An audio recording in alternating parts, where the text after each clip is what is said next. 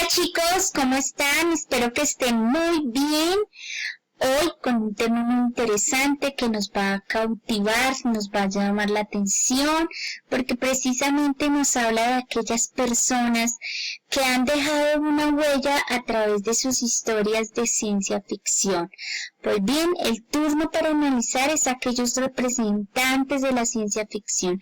No sin antes decir que ustedes también pueden ser, ¿cierto?, los nuevos representantes de estos cuentos, y para ello necesitan darle ese toque de imaginación, ese toque de velocidad, pensar en esos mundos posibles e imposibles. Muy bien, vamos entonces a conocer cuáles son esos principales representantes de los cuentos de ciencia ficción. Principal representante, digamos, sin tener en cuenta un orden específico, sino de pronto en cuanto a su trascendencia y a su marco histórico como creador y como autor de muchas obras relacionadas con la ciencia ficción, pues tenemos aquí en el primer turno a Stanislaw Lem. Stanislaw fue un escritor polaco. Él nació en 1921 y se dice que partió en el 2006. Se considera definitivamente a Stanislaw como uno de los maestros de la literatura de la ciencia ficción. Y cuando le damos este título de maestro es porque precisamente tiene un sello único, un estilo particular. Su capacidad de imaginación y sus referentes han sido absolutamente fantásticos, dándonos a entender que en sus obras se caracterizan también por un rigor científico, pero a su vez le dan ese toque de ficción, ese toque que nos lleva a creer en cosas incluso que no alcanzamos a visualizar, pero que Stanislaw Lem las previsualiza a través de su imaginación y les puede dar un sentido, les da una transmisión incluso de sentimientos al lector a través de esas visiones futurísticas que ven en sus historias. Muy bien, él también hace algo muy importante, y es que marca en su género esa relación entre lo que es el hombre indefenso ante el mundo y el universo que lo rodea. Entonces esa relación recíproca, pero que genera una dualidad muy interesante de conocer. Se dice que Stanislaw pues fue hijo único y precisamente de un matrimonio de origen judío.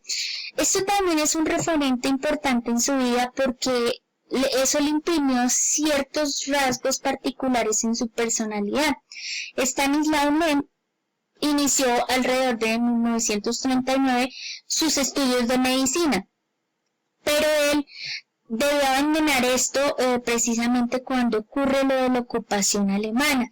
En este momento hay un quebranto entre lo que era ya su vida articulada como a esa carrera profesional que quería, pero había una dualidad también porque de alguna manera ya estaba dando sus primeros cortes hacia la parte de la formalidad en la escritura. Entonces, tiene un cruce del rompimiento que finalmente pues también le tiende a favorecer porque le dio hincapié para afianzar o adentrarse en otras cosas. Hay algo también de esta historia interesante, y es que pues los Lem en general lograron huir, pero la mayoría de su familia no lo pudo hacer, y precisamente pues ellos perdieron la vida en lo que fueron los campos de exterminio y principalmente en Belzec. Entonces eso también pues le marcó su vida. Se dice además que durante la Segunda Guerra Mundial Lem trabajó en un sinnúmero de ocupaciones, precisamente porque la situación en ese momento era bastante compleja, y eso lo obligó, primero, pues ya había dejado su carrera de medicina, y de otra parte estaba ante una situación donde él tenía que ajustarse a las condiciones del momento, y era que estaban en una guerra. Por eso pues empezó a trabajar en distintas ocupaciones como ser soldador, incluso llegó a ser mecánico, y muchas veces veces se llegó a decir que él traficó con armas para la resistencia polaca. Entonces él hacía esa labor y de antemano era una ocupación para él, un modo de vida en ese momento. Pero precisamente esas circunstancias que vivió en ese momento también le dieron pie para darle vuelo a toda su imaginación, a toda su creatividad, que poco a poco vamos nosotros viendo cómo se reflejan en su obra. Lem tiene algo también muy particular y es que él desarrolló un estilo satírico y humorístico. ¿Qué quiere decir esto? Por un lado, hace una sátira de cómo es el mundo, la sociedad en la que estamos, cómo estamos relacionándonos con el contexto, y por otro lado le da ese toque humorístico, es decir, ese sello que hace que de alguna manera nos dé a conocer la información, lo que él está pensando, sin señalarlo puntualmente, sino con esa sátira que lo caracteriza. Entonces, definitivamente, pues es un estilo que es inimitable, ¿cierto? Es un estilo propio, es un estilo que le da un sello único. Hay que resaltar un poco en sus creaciones lo que fueron las fábulas de robot, cómo aparece un robot, ¿cierto? Que es todo un invento tecnológico, y este robot empieza a tener un sello dentro de las fábulas, dentro de las narraciones, para llevar un mensaje precisamente a la sociedad, ¿cierto? Siberiada en 1965 también es un elemento importante entre sus creaciones, porque precisamente se constituye como una colección de fábulas que son alegóricas, en las que él, pues digamos que superpone todo su contexto imaginativo a través de elementos como posibilidades tecnológicas, nuevos desarrollos, y que van más allá de lo que son los esquemas tradicionales. Es decir, que aquí empieza a imprimirle en Siberia a ese toque de cuentos fantásticos, incluso hasta muchas leyendas, le imprime ese toque y le da un carácter personal. Aquí hay de resaltarse pues que también dos protagonistas que aparecen mucho en Stanislao pues son Trul y Clapudio, que son personajes de verdad esperpénticos. Entonces también podemos resaltar definitivamente esta obra que es su obra cumbre y precisamente es Solaris. Solaris es una historia muy interesante, es una historia que trata de Chris Kelvin. Chris llega a Solaris, allí tiene una misión y se trata precisamente de esclarecer qué es lo que está pasando con la conducta de los 3 tripulantes que están en la estación de observación en el planeta. Él tiene algo muy particular, y es que él tiene que someterse, digamos que a los retos contextuales del lugar, como cuáles. Por ejemplo, no existe tierra firme allí, solamente existe un extenso océano, pero este océano tiene algo muy particular. Está dotado de una vida increíble, de criaturas que realmente impensables, como lo decimos, y que poseen una inteligencia única e inigualable. Entonces, a su vez, cuando él llega allí, encuentra que está su mujer, pero lo particular de esto es que la mujer se había suicidado años antes, y aquí es donde empieza a recordarle todo eso y encuentra además que hay otra serie de personas que están allí y que también se habían suicidado y que precisamente aparecen en este mundo.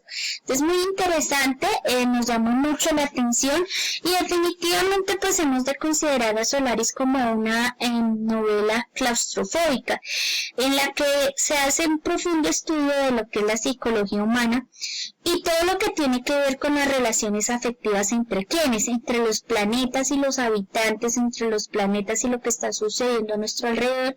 Entonces, con esta obra le damos un plus a la ciencia ficción. Bien, hay otro autor que es valiosísimo tener en cuenta dentro de la ciencia ficción, y precisamente estamos hablando de William Gibson. Gibson nace el 17 de marzo de 1948 en Carolina del Sur. Se dice que él pasó su mayor parte de la infancia en lo que fue Virginia, y que allí pues sus padres lo criaron en un pueblo pequeño. Él tuvo la particularidad de que su familia siempre tuvo eso de cambiarse constantemente, mudarse constantemente. Pues eso a su vez le fortaleció porque de alguna manera a cada lugar donde ellos iban llegando, él iba adquiriendo nuevos estilos culturales y iba imprimiendo a su vida personal características muy particulares de aquellos distintos lugares.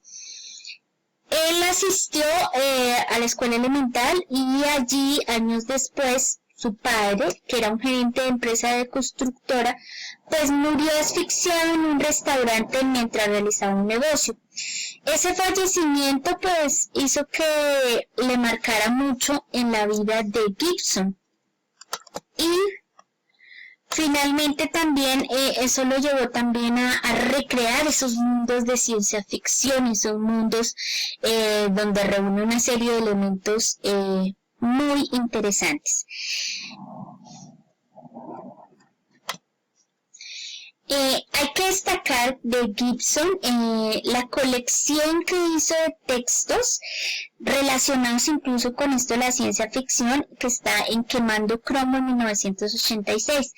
Y también vale la pena destacar su primer cuento, El continuo de Gendelbach, en 1981. Un título que definitivamente revolucionó mucho y que incluso nos invitó a conocer lo que tenía que ver con el mundo de la informática. Entonces, él precisamente es quien le empieza a dar ese sello y ese plus, esa visión del mundo informático, que hoy para nosotros es algo notablemente frecuente, algo usual, pero que para él en su mundo informático empezaba a visionarlo, empezaba a visualizarlo. Es considerado definitivamente el padre de uno de los términos que ahora son muy frecuentes en nuestro contexto y es ciberespacio, ¿cierto?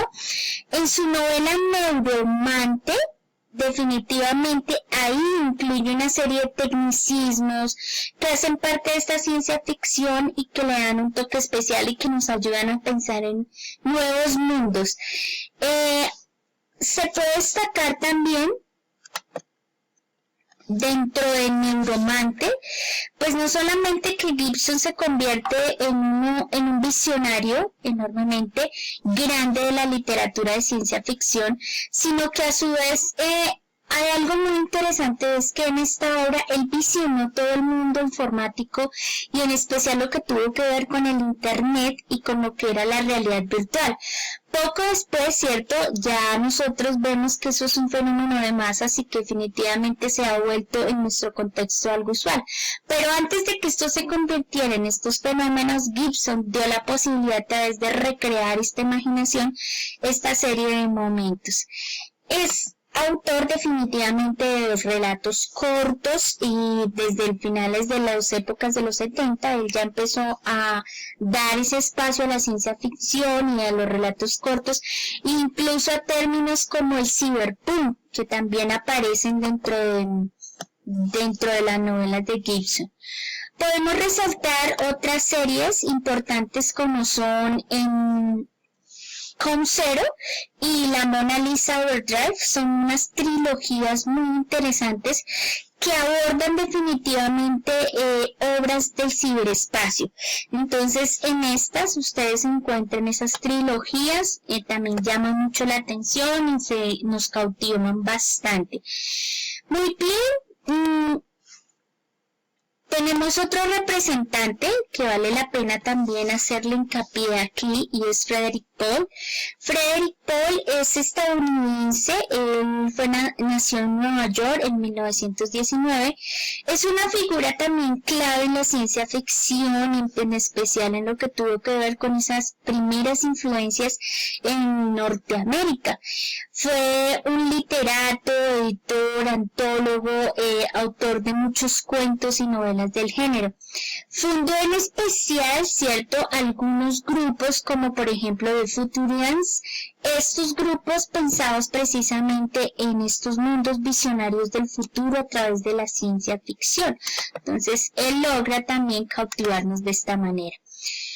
Una obra muy importante de Frederik Pohl, que pues definitivamente es Mercaderes del Espacio. Esta obra es su obra maestra. Oficialmente fue lanzada en 1953 y hace también lo que yo les decía, una sátira